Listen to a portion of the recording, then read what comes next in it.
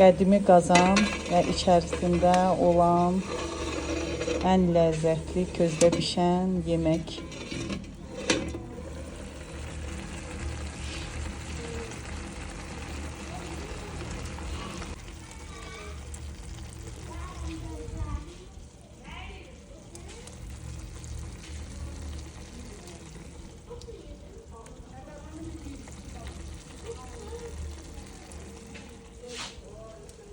Yəni belə bir ləzzətli dolma inanmıram hardasa olsun. Çünki bu qazanda bişən dolmalar çox ləzzətli olur və ocaq yeməkləri də çox dadlı olur.